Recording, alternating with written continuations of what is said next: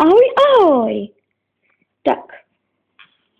Minul jsem vám tu ukazoval moje oblíbené hry. Teď vám ukážu CDčka těch her a manuály těch her. Takže trošku jsem si to blbě poskládal, takže první je Rayman 3.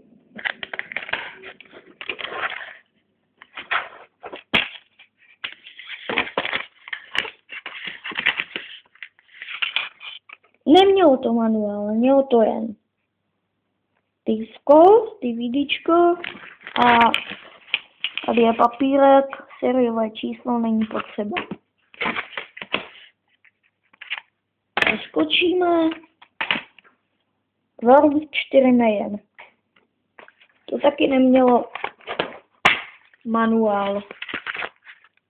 Je tu jen DVDčko, Shout Out a sériové číslo taky není potřeba.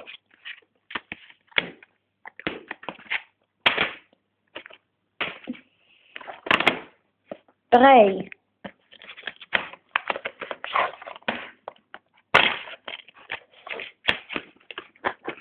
Je tu DVDčko, manuál a CD klíč. Ten vám neukážu teda.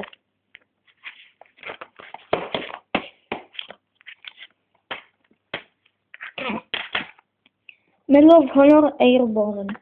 Tady nevím, co tu všechno je. Sériové číslo na zadní straně manuálu. A DVDčko.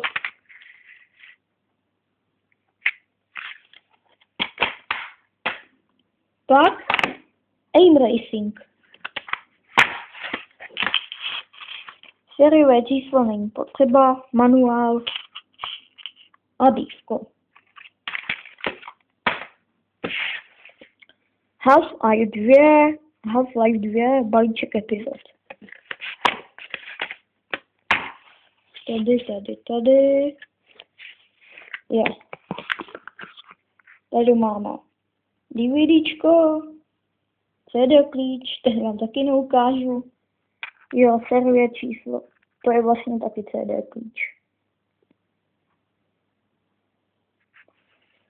A takový malý manuál. To je všechno. Příště se uvidí. Možná se objeví nějaké další moje oblíbené hry. Třeba na PlayStation 2.